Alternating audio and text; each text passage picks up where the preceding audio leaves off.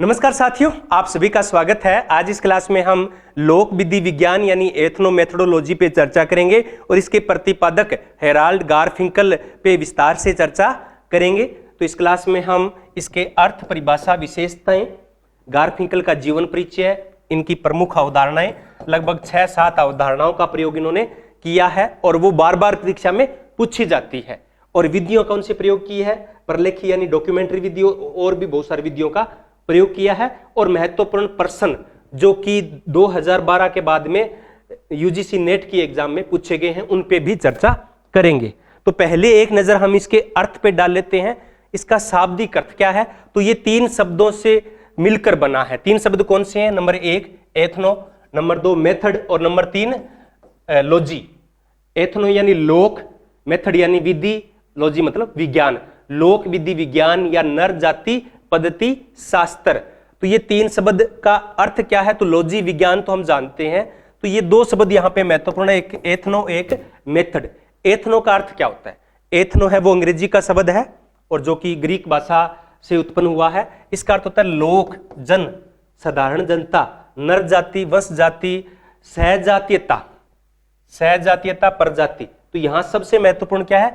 सहजातीयता। आजकल बड़ा प्रयोग होता है एथनो शब्द, भारत की एथनिक पहचान। तो इस शब्द को हम डिटेल में चर्चा करेंगे। पहले मेथड पे जान लेते हैं कि मेथड क्या है। तो ये तो लोक आ गया, लोक के बाद में विधि, मेथड यानी विधि या पद्धति। तो ये सबसे महत्वपूर्ण है इस सिद्धांत के अंदर। इस सिद्धांत के अंदर ये सबसे महत्वपूर्ण है। तो विधि वह तरीका है, वह नियम है जिससे जनता है वो व्यवस्था को बनाए रखने के लिए उपयोग में लाते हैं। यानी साधारण जनता द्वारा व्यवस्था को बनाए रखने के लिए जिन विधियों का प्रयोग किया जाता है वही लोक विधि विज्ञान है। तो यहाँ पे क्या महत्वपूर्ण है? विधि महत्वपूर्ण है। जैसे कि सामाजिक व्यवस्था को कैसे बनाए रखते हैं। मान लेते हैं कि कोई एक छात्र है, वो स्कूल के अंदर अनुशासनहीनता करता है तो स्कूल प्रशासन उसको बाहर कर देता है। इसी प्रकार से अगर कोई इंटरकास्ट मैरिज करता है तो उसका परिवार उसको बाहर कर देता है और वो जाति वाले उसको जाति बहिष्कृत कर देते हैं। तो ये क्या है? विधि है। किस चीज की विधि है? सामाजिक व्यवस्था को बनाए रखने की। तो यहाँ पे किसी छात्र को बाहर निकालना महत्वपूर्ण नहीं है। और क्यों निकाला गया है, उसने क्या ऐसा कार्य किया जिससे अनुशासनहीनता भंग हुई, तो वो घटना भी महत्वपूर्ण नहीं है। महत्वपूर्ण क्या है? विधि है। और वो विधि क्या होगी कि अगर समाज के अंदर, विद्यालय के अंदर कोई अलग तरीके से कार्य करेगा तो उसको बाहर कर दिया जाएगा। तो ये बाहर करना एक विधि है जिसके जरिए सामाजिक व्यवस्था को बनाए रखा जाता है, विद्यालय अनुशासन को बनाए रखता है। तो ये विधि ही महत्वपूर्ण है। और इस सिद्धांत में ये कहते हैं कि किन विधियों के जरिए लोग हैं वो व्यवस्था को बनाए रखते हैं, यही एथनो मेथोडोलॉजी है। अब मैं चर्चा कर रहा था कि एथनो क्या है, क्योंकि एथनो को समझना बहुत जरूरी है और आजकल ये बहुत ज्यादा प्रयोग होता है। और एथनो मेथोडोलॉजी से जुड़ी हुई 2-3 अवधारणाएं और है। कौन कौन सी अवधारणाएं हैं? एक है एथनोग्राफी, हिंदी में कहते हैं प्रजाति लेखन। अब प्रजाति का मतलब यहां रेस से नहीं है। किससे नहीं है? रेस से नहीं है। प्रजाति का मतलब होता है यहां पर, एथनो का मतलब क्या है? किसी समाज के अंदर, किसी समाज के अंदर जो उनके जो प्रथागत व्यवहार है, सामान्य जो विश्वास है, सामान्य जो मनोवृत्ति है, वही एथनो है। यानी भारत की सामान्य पहचान क्या है, सामान्य विश्वास क्या है? यहां हम आध्यात्मिकता को विशेष महत्व देते हैं। तो ये एथनोग्राफी है या प्रजाति लेखन क्या है? मानव शास्त्र की एक शाखा है जो समाज के विश्वासों और मनोवृत्तियों का विवरण प्रस्तुत करती है। एक शब्द है एथनोलॉजी। ये एथनोलॉजी है और अपने वाला क्या है? Ethno methodology. तो एथनोलॉजी यानी प्रजाति शास्त्र, जन विज्ञान, क्या कहेंगे इसको? जन विज्ञान है। तो इसका अर्थ क्या होता है कि विभिन्न समाजों की जो सांस्कृतिक तत्व है उनका तुलनात्मक अध्ययन करना। क्या करना? उनका तुलनात्मक अध्ययन करना। और आजकल एथनो शब्द है वो और ज्यादा प्रयोग में होने लगा है। किस रूप में बोल देते हैं कि एथनो मेडिसिन। क्या बोलते हैं? Ethno medicine. अब यहां आप अच्छे तरीके से समझ जाओगे कि एथनो का मतलब क्या होता है। एथनो मेडिसिन का मतलब है कि उपचार की ऐसी विधि जो सामान्य लोग उपयोग में लाते हैं, यानी सामान्य लोगों के उपचार का जो परंपरागत तरीका है। जैसे भारत के अंदर हम क्या करते थे कि जड़ी बूटियों के पत्ते पीस कर या लेपन करके उस बीमारी को या उस घाव को ठीक कर देते थे। तो ये अपना परंपरागत तरीका है और सारे लोग ऐसे ही करेंगे। जैसे ही अगर किसी को बोलेगा, जैसे कि हमारे राजस्थान के अंदर गोगा मेडी है, तो वहां किसी को अगर सांप काट लेता है तो वो क्या करते हैं, तुरंत उसको मेडी होता है गोगा जी का, तो उस पे ले जाते हैं। अब सबको पता है कि जैसे ही सांप काटेगा सारे के सारे वो उसको वहां ले जाएंगे। तो ये क्या हो गया, सामान्य व्यवस्था हो गई, लोगों का क्या होगी, सामान्य मनोवृत्ति होगी, सामान्य विश्वास हो गया, या एक परंपरागत तरीका हो गया। इसे ही एथनो कहते हैं, इसे ही एथनो कहते हैं। और इसको विश्व जो स्वास्थ्य संगठन है वो भी एक पद्धति के रूप में स्वीकार करता है। तो ये एथनो का मतलब हो गया कि सामान्य विश्वास लोगों के, और इसी पे पूरा का पूरा सिद्धांत टिका हुआ है। फ्रांसीसी अब्राहम ने इसको परिभाषित करते हुए कहा है कि लोक विधि विज्ञान लोगों द्वारा प्रयुक्त विधियां हैं जिनके द्वारा दिन प्रतिदिन की गतिविधियों को अर्थ प्रदान किया जाता है। क्या है इसमें, क्या लोक यानी जनता द्वारा प्रयुक्त विधियां जिनके द्वारा दिन प्रतिदिन की गतिविधियों को अर्थ प्रदान किया जाता है, रोजमर्रा के जो भी कार्य होते हैं उनको अर्थ प्रदान किया जाता है, सामाजिक वास्तविकता को निर्मित किया जाता है और उसे बनाए रखा जाता है। तो ये इसकी परिभाषा होगी। इसकी विशेषताएं अगर देखें तो विशेषता से हम और अच्छे तरीके से इस सिद्धांत को समझ सकते हैं। क्या है, तो जनविधि द्वारा समाज को समझने का प्रयास किया जाता है। तो इसमें मैंने पहले भी कहा कि कोई भी घटना महत्वपूर्ण नहीं है, वो यहाँ पे विधि महत्वपूर्ण होती है जिससे दुनिया में सामाजिक यथार्थ को कायम रखा जाता है। तो वार्तालाप के माध्यम से या संवाद। अब एक बार नेट में प्रश्न आया था कि संवादात्मक अंत्यक्रिया किस सिद्धांत की विशेषता है, तो किसकी है, एथनोमेथोडोलॉजी की है। तो वार्तालाप या संवाद के माध्यम से साधारण व्यक्ति है वो क्रिया का अर्थ लगाता है, यानी यहाँ पे कर्ता का दृष्टिकोण है वो महत्वपूर्ण हो जाता है। जैसा कि मैक्स वेबर ने कहा था, मैक्स वेबर ने कर्ता के दृष्टिकोण को क्या कहा था, समझ, बोध, वर्स्टेहन। तो वही इसमें महत्वपूर्ण है। और लोगों के जो वार्तालाप होते हैं, जो संवाद होते हैं, वो क्या होते हैं, टिकाऊ होते हैं। टिकाऊ क्यों होते हैं कि वार्ता जब हम करेंगे, आप सुन रहे हो, मैं बोल रहा हूं, या आप जब अपने बड़े से नातेदार से, रिश्तेदारों से मिलते हो तो आप किस प्रकार से व्यवहार करते हो। तो व्यवहार वो पहले भी ऐसा होता था और अब भी ऐसा ही होता है और आगे भी ऐसा ही होगा। तो ये इसके पीछे क्या होते हैं, प्रतिमान होते हैं। क्या होते हैं, वार्तालाप के पीछे प्रतिमान होते हैं। जैसे ही कोई बड़ा मिलता है चरण स्पर्श करते हैं, तो ये प्रतिमान पहले भी था और अब भी है और आगे भी रहेगा। तो ये क्या है कि वार्तालाप का जो भी सिस्टम होती है वो क्या होता है, टिकाऊ होता है। और ये प्रतिमान ही सामाजिक दुनिया है। ये क्लासिकल सिद्धांतों का प्रकार्यवाद है, संघर्षवाद है, इनका विरोधी है। ये इनका विरोध करता है। ये समाज को अध्ययन का केंद्र नहीं मानता, ये व्यक्ति को अध्ययन का केंद्र मानता है। और ये कहते हैं कि सामाजिक यथार्थ स्थिर नहीं है, ये क्या है, निरंतर परिवर्तितशील है, क्योंकि मानव अपने वार्तालाप के जरिए इनको निरंतर बदलता रहता है। जैसे मैंने अभी बात की कि प्रतिमानों की, जैसे ही कोई बड़ा आता है तो हम क्या करते हैं, चरण स्पर्श करते हैं। हो सकता है कि पहले वो पूरे के पूरे चरण स्पर्श करते थे, अब क्या कर लेते हैं कि पाए लागू जी, तो ये क्या हो गया, बस थोड़ा सा झुकते हैं, तो वो क्या हो गया, चेंज हो गया। और हो सकता है कि आगे आने वाली पीढ़ी वो कहेंगे जी नमस्कार, बस इतने से ही वो काम चला दे। तो ये टिकाऊ तो है लेकिन बदलता भी रहता है, स्थिर नहीं है, अपेक्षाकृत इसमें परिवर्तन आता रहता है। ये सूक्ष्म स्तरीय सिद्धांतों पे बल देते हैं। और सूक्ष्म स्तरीय सिद्धांत, सबसे ज्यादा सूक्ष्म स्तरीय सिद्धांत किसका माना जाता है, गोफमैन का माना जाता है। तो गोफमैन का भी इसमें कहीं ना कहीं रोल है, क्योंकि जब दिन प्रतिदिन की बात आती है तो दिन प्रतिदिन की बात कौन करते थे, गोफमैन ने अपने सिद्धांत में किया था ना। कौन सी पुस्तक थी उनकी, the present of self in everyday life, Goffman 1959 में आई थी और 1967 के अंदर ये सिद्धांत आया था। तो उसका भी इसमें प्रभाव कुछ ना कुछ है। ये लघु स्तरीय गहन अध्ययन करते हैं और सहभागी अवलोकन का प्रयोग करते हैं। अवलोकन का करते हैं लेकिन सहभागी का विशेष तौर से करते हैं। तो सूक्ष्म स्तरीय हो गया, लघु स्तरीय हो गया, गहन अध्ययन हो गया और सहभागी अवलोकन का प्रयोग हो गया। और ये पूर्वाग्रहों को मान्यता नहीं देता है। क्यों नहीं देता है? क्योंकि सामाजिक जो यथार्थ है वो निरंतर बदलता रहता है। ये प्रेजेंट में चीजों को देखते हैं, जब अवलोकन करेंगे तो क्या होगा? पहले की चीजों का अध्ययन करेंगे या वर्तमान में करेंगे? तो अवलोकन हमेशा प्रत्यक्ष अध्ययन की विधि है और ये डायरेक्ट चीजों को देखता है। तो पूर्वाग्रहों को मान्यता ये नहीं देता है। तो ये एथनोमेथोडोलॉजी था। अब हम चर्चा करते हैं हेराल्ड गारफिंकल के बारे में। ये सिद्धांत गारफिंकल ने ही प्रतिपादित किया था। इन्होंने एक सिद्धांत के रूप में इसकी शुरुआत है वो 1967 के अंदर 1967 के अंदर स्टडीज इन एथनोमेथोडोलॉजी पुस्तक में की थी। इसलिए इनको जनक कहा जाता है। इनका जन्म 1917 में हुआ। कब हुआ? 1917 के अंदर हुआ, अमेरिका के अंदर हुआ। कहां हुआ? अमेरिका के अंदर हुआ। तो ये अमेरिकी समाजशास्त्री है, सूक्ष्म सिद्धांत वेत्ता है।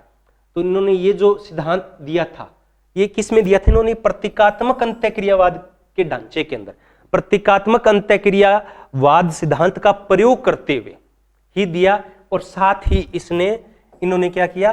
पर घटना विज्ञान को, फेनोमेनोलॉजी को आधार बनाया।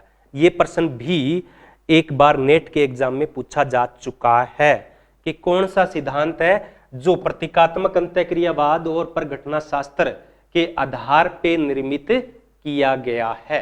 तो कौन सा है? एथनोमेथोडोलॉजी। अब ऐसा नहीं है कि 1967 के अंदर ही 1967 के अंदर ही ये सिद्धांत एक दिन में तैयार हो गया। इसके पीछे तैयार करने में 20-25 सालों की मेहनत है हेराल्ड गारफिंकल की। तो इससे पहले 1954 के अंदर गारफिंकल ने अमेरिकन सोशियोलॉजिकल एसोसिएशन की बैठक थी, उसमें इस शब्द का प्रयोग किया था, लेकिन एक सिद्धांत के तौर पे तो 1967 में प्रस्तुत किया था।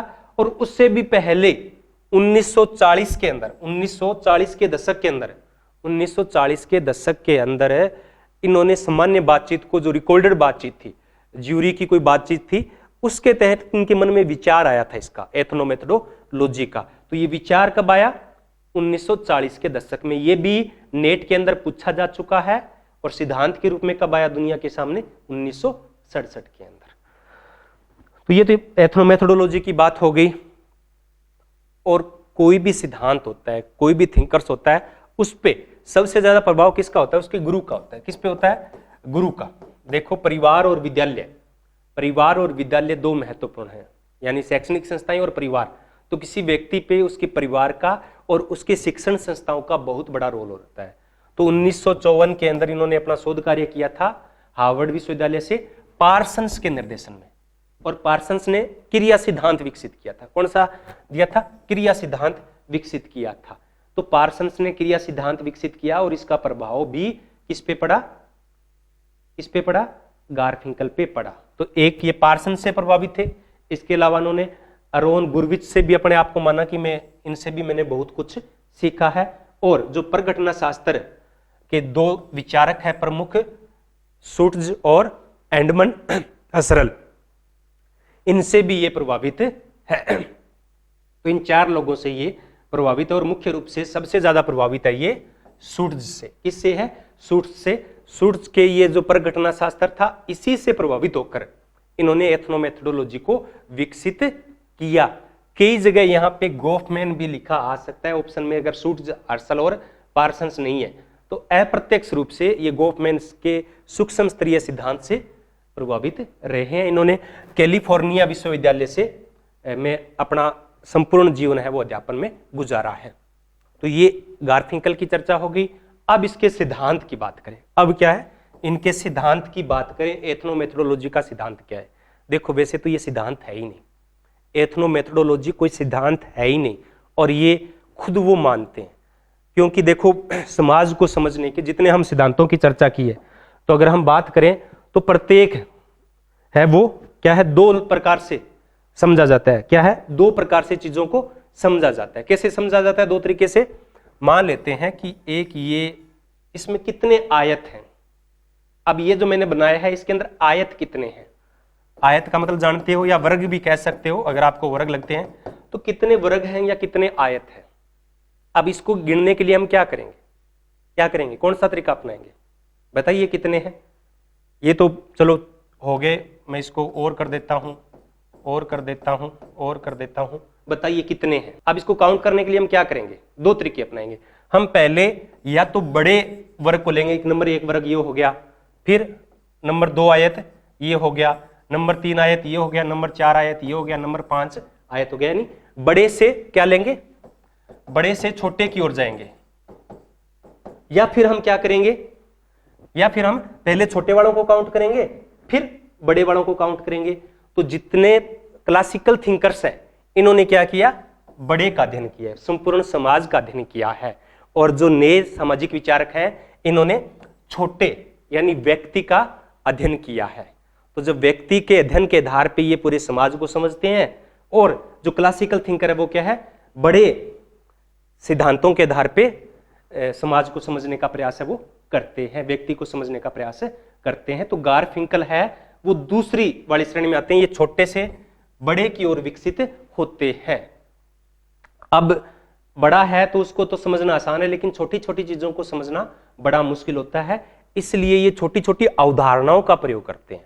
गारफिंकल क्या करते हैं, छोटी छोटी अवधारणाओं का प्रयोग करते हैं, और ये अवधारणाएं पूर्णतः व्यवस्थित नहीं है, अव्यवस्थित है। तो यहाँ पे आपको जितनी भी अवधारणाएं दिखाई देगी ना, उनमें पूरा ऐसा नहीं है कि पूरा सामंजस्य बिठाया हो, क्योंकि अभी ये विकसित होने में इनको वक्त लगेगा। और इसलिए आपने इसको एथनोमेथोडोलॉजी को बहुत बार पढ़ा होगा, मैंने भी बहुत बार पढ़ा है, लेकिन ये आसानी से समझ में आती नहीं है। क्यों नहीं आती है, क्योंकि ये सिद्धांत नहीं होकर एक अवधारणाओं का पुंज है। तो गारफिंकल के अनुसार कि लोग है वो यथार्थ या वास्तविकता को देखते हैं, तो वो यथार्थता सबके लिए एक होती है, वो संयुक्त होती है। वो क्या होती है, सहज बुद्धि ज्ञान है वो सबका एक जैसा होता है, कॉमन सेंस नॉलेज। अब मैंने कह दिया कि गाय हमारी माता है, तो गाय का मतलब सारे क्या समझेंगे कि गाय एक पवित्र पशु है। अब उसको ये नहीं कहेंगे कि इसमें और क्या चीजें हैं, बस सबसे पहली बात क्या आएगी कि गाय एक पवित्र पशु है। तो ये हम सबका क्या है, एक सामान्य यथार्थ है। किसी और धर्म में कुछ और हो सकता है, तो ये क्या है, सामान्य यथार्थ है, वो सबके लिए समान होता है। पहली बात तो ये है।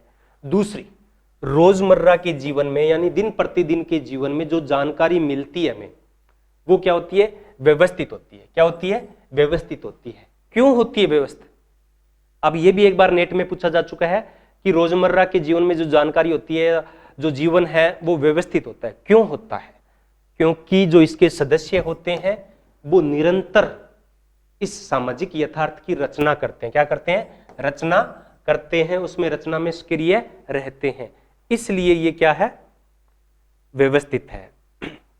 आगे है लोग, आम लोग है जो सामाजिक यथार्थ को समझने के लिए जो तरीका अपनाते हैं, वो क्या है, जो तरीका अपनाते हैं वही जनविधि है।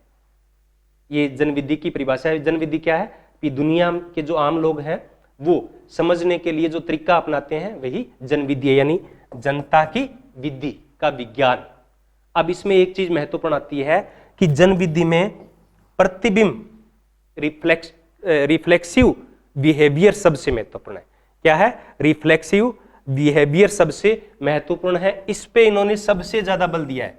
क्या है, इस पे इन्होंने सबसे ज्यादा बल दिया है। जैसे बोलते हैं ना कि जो सौ है या व्यक्ति है वो समाज का दर्पण है, सौ समाज का दर्पण है। ये कथन किसने कहा था, सौ समाज का दर्पण है, मिरर है। मिरर क्या करता है, शीशा क्या करता है, मिरर क्या करता है, प्रतिबिंब बनाता है अपना। क्या करता है, प्रतिबिंब बनाता है। तो यानी जैसा समाज होगा वैसा ही सौ होगा, सेल्फ होगा। तो वो व्यक्ति क्या करता है, उसको रिप्रेजेंट करता है, उसका प्रतिबिंब प्रस्तुत करता है। अगर भारत का लोग या विदेश में जाते हैं तो हम क्या के, वो अपने पूरे भारत का प्रतिनिधित्व करेगा, वो भारतीय समाज की विशेषता को प्रकट करेगा। जैसे कोई आदिवासी है, आदिवासी का जो परंपरागत तरीके से रहता है तो वो संपूर्ण प्रजाति के लोगों को प्रदर्शित करता है कि वो किस प्रकार से भाषा का प्रयोग करते हैं, वो किस प्रकार के कपड़े पहनते हैं, वो उनकी संस्कृति है वो किस प्रकार की होती है। यानी व्यक्ति है वो क्या है, प्रतिबिंब है, किसका, रिफ्लेक्सिव है, किसका, समाज का। तो ये किससे पता चलता है? ये वार्तालाप के जरिए पता चलता है। तो वार्तालाप या संवादात्मक विश्लेषण, वार्तालाप या संवादात्मक विश्लेषण, एक बार ये भी 2012 के अंदर ये आया था, ये एग्जाम मैंने दिया था, उसमें ये आया था कि संवादात्मक विश्लेषण की चर्चा है वो किस सिद्धांत में की जाती है? तो किसमें की जाती है? किसमें की जाती है? एथनोमेथोडोलॉजी में की जाती है। यानी ये क्या है? व्यक्ति जो भी कुछ करता है वो समाज का प्रतिबिंब मात्र है। क्या है? समाज का रिफ्लेक्सिव है, रिफ्लेक्शन है। व्यक्ति क्या है? समाज का रिफ्लेक्शन है। ये रिफ्लेक्शन शब्द अब शायद अब की बार भी नेट में ये प्रश्न आया था। अब है प्रमुख अवधारणाएं कौन कौन सी है? मैंने कहा था ना, इनसे सबसे ज्यादा प्रश्न आते हैं। तो ये कोई सिद्धांत ना होकर अवधारणाओं का पुंज मात्र है। इसकी आलोचना भी इस आधार पे की जाती है कि इन्होंने छोटी छोटी बातों को लेकर कुछ अवधारणाएं विकसित कर ली और बोल दिया कि ये सिद्धांत है, और वास्तव में ये सिद्धांत है नहीं। तो बहुत सारी बहुत सारी अवधारणाओं का प्रयोग है वो गारफिंकल ने अपने इस सिद्धांत में किया है। इनमें दो सबसे महत्वपूर्ण है। दो सबसे कौन सा है? एक आत्मवाचक क्रिया, रिफ्लेक्सिव एक्शन, जिसकी चर्चा मैं अभी कर रहा था, और दूसरा है निर्देशिका। दूसरा क्या है? निर्देशिका। तो आत्मवाचक या निजवाचक क्रिया, रिफ्लेक्सिव एक्शन। तो व्यक्ति एक स्थिति में कोई क्रिया करता है तो वो उसका अर्थ अपने अनुभव के अनुसार करता है।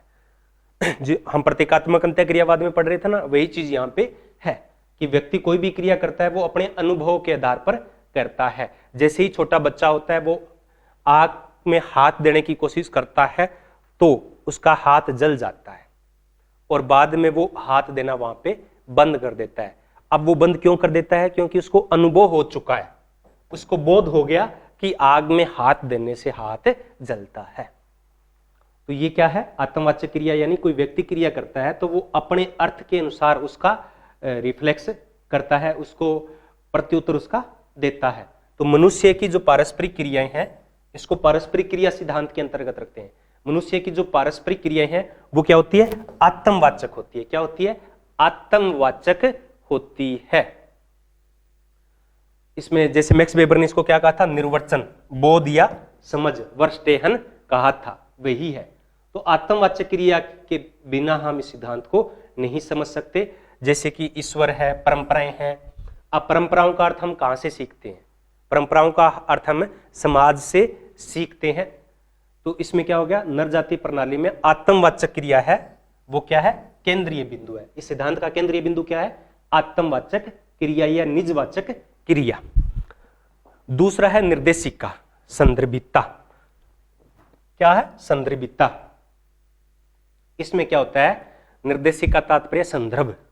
कोई भी बात होती है उसमें संदर्भ है वो सबसे महत्वपूर्ण है। एग्जाम्पल के तौर पे मैं या कोई हम आमतौर पे समाज के अंदर देखते हैं, हंसी होती है। हंसना क्या है? हंसना किसका प्रतीक है? हंसना किसका प्रतीक है? खुशी का प्रतीक है ना। किसका प्रतीक है हंसना? खुशी का। जब हम खुश होते हैं तब हम हंसते हैं, लेकिन कुछ जरूरी तो नहीं कि हमेशा हंसने का, खुशी का अर्थ ही हो। कभी जब कोई कटाक्ष करता है, क्या करता है? कोई कटाक्ष करता है तो भी वो हंसता है। यानी वो क्या होता है? जब किसी का नुकसान हो जाता है तो व्यक्ति एक कुटिल हंसी हंसता है जिससे दुश्मनी होती है। तो वो खुशी का प्रतीक नहीं है, उसका अर्थ कुछ और है। अब वो हंसी, आप वो कहेगा कि हंसा ही तो था, लेकिन वो हंसी किसी के जीवन का बदल सकती है। कि सुसाइड का कारण भी ये हंसी बन जाती है। तो यहाँ पे क्या है? संदर्भ है वो चेंज हो जाता है। क्या हो जाता है? संदर्भ है वो चेंज हो जाता है। तो संदर्भ बदलते ही क्रिया का अर्थ बदल जाता है। यहाँ पे हंसना अलग था और कटाक्ष के रूप में हंसना अलग हो जाता है। दोनों के अर्थ में परिवर्तन आ जाता है। तो मुद्राएं, हाव भाव आदि है वो सब संदर्भ से ही अर्थ अपना निकालती है। बगैर संदर्भ के हम क्रियाओं को नहीं समझ सकते। जैसे कि मैंने अभी एग्जाम्पल कल भी पिछली वीडियोज में बताया था कि 6 बजने वाले हैं। अब 6 बजने का अर्थ क्या है? अब 5 लोग हैं, पांचों उसका अर्थ है वो अलग अलग लगाएंगे। 6 बजने का 5 लोग हैं, वो पांचों के पांचों अलग अलग अर्थ लगाएंगे। अगर किसी के दूध, गाय का दूध निकालने का वक्त हो गया है महिला का, तो वो कहेगी कि 6 बज गए, मुझे अब गाय दूहनी है। ये एग्जाम्पल शायद बाजार वाले नहीं समझ पाएंगे, लेकिन गांव वाले अच्छे तरीके से समझ पाते हैं। दूसरे की, किसी की बस हो सकती है कि 6 बजने वाला है, तो वो उसका मतलब क्या है कि बस का टाइम हो चुका है। किसी की ऑनलाइन क्लास हो सकती है, 6 बजने वाले हैं, तो वो क्या कहेगा कि ऑनलाइन क्लास है। किसी के ट्यूशन का वक्त हो सकता है, किसी के घूमने का वक्त आ सकता है। तो यानी संदर्भ अलग अलग होता है सबका, और संदर्भ के आधार पे ही अर्थ है वो निकलता है। इस संदर्भ को ही निर्देशिका कहा है। क्या कहा है? निर्देशिका कहा है। और ये जो संदर्भ है इसके 2 प्रमुख प्रकार है।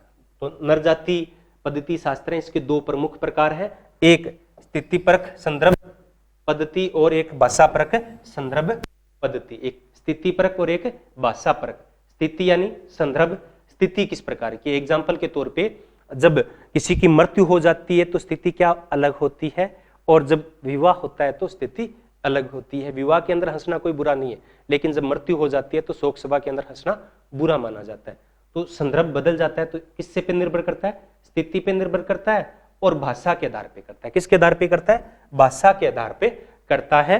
किसी दूसरे देश की दूसरी भाषा के अंदर उसका अर्थ अलग होता है और अपने कुछ अलग होता है। यानी कोई शब्द है, अगर मैं कोई शब्द बोलूं तो हो सकता है वो शब्द किसी दूसरी भाषा के अंदर अलग हो, तो उसका फिर क्रिया का अर्थ है वो बदल जाएगा। तो संदर्भ या नर जाति पद्धति के 2 प्रकार हैं, स्थितिपरक और भाषापरक। ये भी एक बार नेट की परीक्षा में पूछा जा चुका है। व्यवहारिक समाजशास्त्रीय तर्क। अब ये सब अवधारणाएं हैं, और इन अवधारणाओं को शायद जब आप पढ़ते हैं तो समझ में नहीं आती है, तो इतना समझना इनको आसान भी नहीं है, क्योंकि सब एक जैसी है, एक दूसरे से मिलती जुलती है।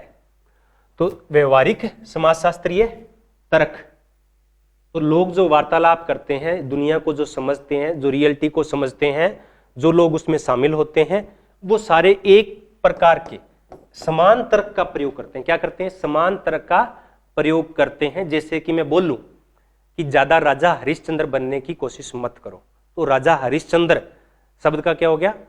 या बोल देते ना, तू तो बड़ो राजा हरिश्चंद्र आयो है, तो वो क्या है? वो तर्क है। तो ये सभी उसके लिए अलग ही होता है। राम जैसा व्यवहार, सीता जैसी लुगाई, गाय जैसा बालक, तो ये व्यवहारिक समाजशास्त्रीय तर्क है। और ये भी एक बार परीक्षा में पूछा जा चुका है कि एथनोमेथोडोलॉजी में किस प्रकार के तर्क का प्रयोग किया जाता है?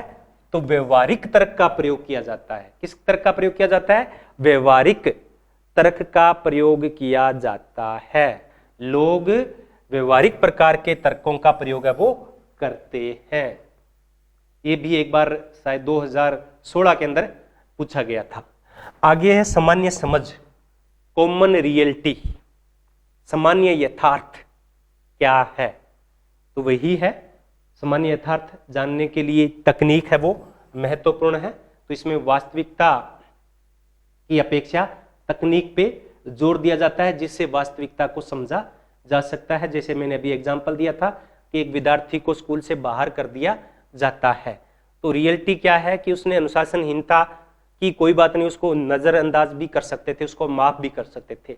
लेकिन क्या हो गया कि अगर उसको माफ किया गया तो अन्य विद्यार्थी भी उसी प्रकार व्यवहार करेंगे। अगर एक इंटरकास्ट मैरिज करता है, उसको जाति से बहिष्कृत नहीं किया जाता है, प्राचीन समय की बात कर रहा हूं, तो उसको क्या है कि और भी करेंगे। तो उसको, व्यवस्था को बनाए रखने के लिए लोग इस तकनीक का प्रयोग है वो करते हैं। तो यहाँ पे क्या है? सामान्य समझ क्या है कि अगर मैं ऐसा व्यवहार करूंगा तो मेरे साथ ऐसा होगा, ये कॉमन रियलिटी है। तो जैसे नारियल है, नारियल के बारे में हमारी कॉमन रियलिटी क्या है कि ये एक पवित्र फल है।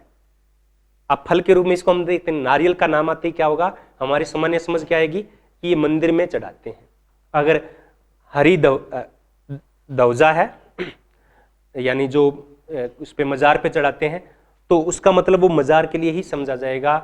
मंदिर को देखते ही एक पूजा पाठ का भाव उत्पन्न होगा। गाय को देखते ही या किसी और जाति में जो टोटम माना जाता है उसको देखते ही पवित्रता की भावना आएगी। ये लोगों की सामान्य समझ है, कॉमन रियलिटी है। और ये कॉमन रियलिटी ही महत्वपूर्ण है। इसके जरिए ही समाज के अंदर क्या है? निरंतरता बनी रहती है और समाज के लोग आपस में अच्छे तरीके से व्यवहार कर पाते हैं। तो सामाजिक यथार्थ के संबंध में हमारी जो समझ होती है वो क्या होती है, क्षणिक नहीं होती है। नारियल की अगर मैंने बात की, अगर मैंने गाय की बात की, तो गाय आज ही या एक ही दिन में गाय पवित्र नहीं हो गई है। वो कब से पवित्र है, वो हजारों सालों से पवित्र बनी आ रही है। तो इसमें क्या होती है, निरंतरता होती है। क्या होती है, निरंतरता होती है, टिकाऊपन होता है। क्या होता है, टिकाऊपन होता है सामाजिक यथार्थ के अंदर, इन जनविधियों के अंदर। तो नारियल या ध्वज है वो ऐसे रियलिटी है, वो एक दिन में विकसित नहीं होकर निरंतरता चलती रहती है, तब होती है। और एक है चिंतनशीलता, इन पे बराबर चिंतनशीलता चलती रहती है। बराबर क्या है, चिंतनशीलता चलती रहती है, इससे नए विचारों का सर्जन है वो होता रहता है। इसको बोलते हैं पुनर्चिंतन समाजशास्त्र। क्या बोलते हैं, पुनर्चिंतन समाजशास्त्र। तो इस अवधारणा का भी प्रयोग किया है। और साथ में एक अवधारणा और दी है, टीकात्मक व्यवहार। क्या दिया है, टीकात्मक व्यवहार। जैसे हम बोलते हैं ना, शब्द समूह का प्रयोग करते हैं, जैसे बोल देते हैं चाय वाय, खाना वाना। तो अब वाना मतलब क्या होता है, वाय का मतलब क्या है, चाय वाय, वाय का मतलब क्या है, खाना वाना। वाना का मतलब क्या है, कुछ भी नहीं है। आपको बोलेंगे वाय, कोई मतलब नहीं है। वाना, वाना का कोई मतलब नहीं है, यानी इनका कोई विशिष्ट अर्थ नहीं होता है अकेले के अंदर। लेकिन जब ये शब्द समूह के रूप में प्रयोग होते हैं, चाय वाय, तो वाय का मतलब होता है कि चाय के साथ आपने नमकीन या बिस्किट लिया या नहीं लिया। खाने का मतलब है कि आपने कुछ और सलाद वगैरह या नाश्ता किया या नहीं किया। तो ये बहुत अर्थ प्रकट कर देते हैं। तो इसको इन्होंने क्या कहा है, टीकात्मक व्यवहार। तो ये तो प्रमुख विधियां होगी। शायद बोरिंग टॉपिक सा है आज का हमारा, करें भी तो क्या। ये जो नए सिद्धांत है ये अभी विकसित नहीं हुए और ये अवधारणाओं का ही प्रयोग करते हैं, इसलिए इनकी आलोचना भी होती है कि क्या करेंगे, ये है ही नहीं सिद्धांत, इनको कैसे समझोगे रियलिटी के बेस पे, तो नहीं समझ पाते हैं। इसलिए क्या है, अभी ये अवधारणाओं के स्तर पे है। लेकिन सिद्धांतों का उद्देश्य क्या होता है, सिद्धांतों का उद्देश्य क्या होता है, सामाजिक वास्तविकता को समझना, सोशल रियलिटी को समझना। और ये प्रयास कर रही है कि वास्तविकता क्या है। ये किसको पकड़ रहे हैं, ये व्यक्ति को पकड़ रहे हैं, ये दुर्खिम की तरह समाज को नहीं पकड़ रहे हैं। अब इन्होंने किस किस विधि का प्रयोग किया, एक है परलेखी विधि, वर्थ चित्र विधि, डॉक्यूमेंट्री मेथड। डॉक्यूमेंट्री मेथड क्या होता है, डॉक्यूमेंट्री मेथड, तो इसके माध्यम से, डॉक्यूमेंट्री मेथड के माध्यम से हम है वो प्रतिदिन की दुनिया, जो रोजमर्रा की दुनिया है, उसको समझने का प्रयास करते हैं। अब ये प्रयास कैसे करते हैं, आप किसी नए समाज में जाते हैं, आप कहीं नई जगह जाते हैं, तो क्या करते हैं, वहां किसी व्यक्ति से आप वार्तालाप करते हो। क्या करते हो, वहां वार्तालाप करते हो, संवाद स्थापित करते हो। तो फिर वहां की जो रियलिटी है उसको हम समझ जाते हैं, उसकी रियलिटी को हम समझ आते हैं कि यहाँ पे ऐसे ऐसे होता है, ऐसे ऐसे नहीं करना होता है, ऐसे ऐसे करना होता है। तो ये जो दो लोगों के सामान्य वार्तालाप है, इसे ही गारफिंकल ने डॉक्यूमेंट्री मेथड कहा है। ये क्या है, परलेखी विधि क्या है, समाज के विश्लेषण, समाज के विश्लेषण का एक तरीका है। यानी वार्तालाप क्या है, समाज के विश्लेषण का एक तरीका है। ये भी नेट के एग्जाम में पूछा जा चुका है कि डॉक्यूमेंट्री का अर्थ क्या होता है, तो समाज के विश्लेषण में गणना का एक तरीका है, उसको समझने का एक तरीका है। परिभाषा क्या है डॉक्यूमेंट्री विधि की, गारफिंकल ने क्या परिभाषा दी है कि जो कुछ दिखाई देता है वह प्रकार का दस्तावेज है। अब डॉक्यूमेंट्री का हिंदी में क्या होता है, दस्तावेज। इसको क्या बोल सकते हैं, दस्तावेजी विधि, दस्तावेजी विधि। अब हिंदी में जब नाम आएंगे तो बड़े अलग अलग प्रकार के नाम आएंगे, तो कंफ्यूज मत हो जाना। अंग्रेजी में एक ही शब्द है डॉक्यूमेंट्री मेथड, याद कर लीजिए। रिफ्लेक्शन एक्शन, रिफ्लेक्सिव बिहेवियर, अंग्रेजी में क्या होता है, लेकिन हिंदी में इसके अलग अलग नाम आते हैं। तो अब आप क्या कहोगे, दस्तावेजी विधि क्या होती है, तो ये डॉक्यूमेंट्री विधि है। तो यह क्या कहते हैं कि जो कुछ दिखाई देता है वह एक प्रकार का दस्तावेज है। दस्तावेज किस प्रकार से है, क्योंकि जो सामाजिक संरचना होती है वो उसके पीछे, एक जैसी होती है। तो सामाजिक संरचना या जो संदर्भ होता है उसको ही इन्होंने क्या कहा है, डॉक्यूमेंट्री विधि कहा है। तो प्रलेखी विधि कुछ और नहीं होकर व्यक्तियों के माध्यम से समाज की अभिव्यक्ति है। तो प्रलेखी विधि क्या है, व्यक्ति के माध्यम से समाज की अभिव्यक्ति है। और समाज की जो सामान्य समझ होती है, सामान्य तर्क होता है, उनके लिए प्रलेखी विधि का प्रयोग किया जाता है। तो क्या हो गया प्रलेखी विधि, क्या है प्रलेखी विधि, दो लोगों का बातचीत है और उसके पीछे उनका एक बैकग्राउंड होता है, उनकी सामाजिक संरचना होती है। उस सामाजिक संरचना को, उनके वार्तालाप को ही प्रलेखी विधि कहा है। ये जिस प्रकार से इमाइल दुर्खिम सामाजिक तथ्य शब्द का प्रयोग करते हैं ना, उसी प्रकार से ये डॉक्यूमेंट्री शब्द का प्रयोग करना चाहते हैं। अन्य विधियां कौन सी हो जाती है इसमें, सहभागी अवलोकन हो जाता है, या अनुभविक विधि हो गई, प्रश्नावली विधि हो गई, खुली प्रश्नावली विधि, साक्षात्कार हो गई, वीडियो टेपिंग हो गई। इसको प्रयोगात्मक भी कह सकते हैं। क्या कह सकते हैं, प्रयोगात्मक भी कह सकते हैं। अवलोकन करते हैं तो बातचीत को गौर से सुनते हैं, उसकी वीडियो या ऑडियो रिकॉर्डिंग की जाती है। एक शब्द है विच्छेद परीक्षण या उल्लंघन प्रयोग, परीक्षण प्रयोग या एक्सपेरिमेंट, ब्रीचिंग मेथड। तो ये क्या होता है, तो इसमें किसी विशेष वर्ग का, चाहे वो महिला हो सकती है, वो छात्र हो सकता है, वो पुरुष हो सकता है, वो कामकाजी महिला हो सकती है, वो शिक्षित महिला हो सकती है, वो अशिक्षित महिला हो सकती है, कुछ भी हो सकती है। तो वो वर्ग अपनी जो नियमित प्रथाएं होती है, और महिलाओं को क्या होती है कि जैसे ही होता है उनके पहनावा अलग हो जाता है, उनकी भाषा अलग हो जाती है, उनका सामाजिकरण थोड़ा सा अलग हो जाता है। तो जो नियमित प्रथाएं हैं उनको जो सीखने की प्रक्रिया है, इस प्रक्रिया को पासिंग कहा है। इसको क्या कहा है, पासिंग होना, यानी पास हो जाना, यानी सीख लेना। इसे ही क्या कहा है, विच्छेद परीक्षण या उल्लंघन प्रयोग कहा है। आगे है महत्वपूर्ण प्रश्न, जिनसे प्रश्न है वो बार बार पूछे जा चुके हैं, उन पे चर्चा करेंगे। प्रश्न पूछा गया था कि कौन सी विधि है वो परघटना शास्त्र और सांकेतिक अंतःक्रियावाद दोनों से संबंधित है। तो कौन सी है, एथनोमेथोडोलॉजी है। प्रत्येक व्यक्ति, किसने कहा कि प्रत्येक व्यक्ति समाजशास्त्री है क्योंकि वह घटनाओं को अर्थ प्रदान करता है, किसने कहा, गारफिंकल ने कहा। लोक विधि विज्ञान मैक्स वेबर की क्रिया की भूमिका, या जो उनका सिद्धांत है, क्रिया का सिद्धांत है, तो इसको किस में प्रयोग करते हैं, उनकी जो निर्वाचनात्मक प्रक्रिया है ना, निर्वाचनात्मक क्रिया है, समझ है, बोध है, वर्ष्टेहन, उस पद्धति को प्रयोग में लाते हैं। आगे प्रश्न है कि गारफिंकल ने किस विधि का प्रयोग नहीं किया, तो गारफिंकल ने संग्रहण, आख्यान, कलेक्टिंग नैरेटिव्स विधि का प्रयोग नहीं किया। लोक विधि विज्ञान को समझने के लिए किन किन अवधारणाओं का प्रयोग किया जाता है, यहाँ पे दो अवधारणाएं और है, अभिप्राय, मीनिंग, विवरण, अकाउंट्स। ये दो प्रमुख अवधारणाएं और है जिनका प्रयोग गारफिंकल ने अपने सिद्धांतों में किया है। तो ये विवरण या अभिप्राय से मतलब है कि इनके द्वारा, अभिप्राय के द्वारा प्रतीकों एवं भाषाओं का प्रयोग करते हुए अंतःक्रिया की जाती है। क्या किया जाता है, थोड़ा हो सकता है कम समझ में आए, क्योंकि इनके जो चीजें हैं वो एक जैसी है और इनको एक्सप्लेन करना भी, समझना भी मुश्किल है ना, तो एक्सप्लेन भी मेरे लिए करना मुश्किल है। तो ये क्या है, प्रतीकों या भाषा के प्रयोग करते हैं। जब व्यक्ति प्रतीकों एवं भाषा का प्रयोग करता है तो प्रतीक या भाषा का मीनिंग क्या है, भाषा का मीनिंग क्या है।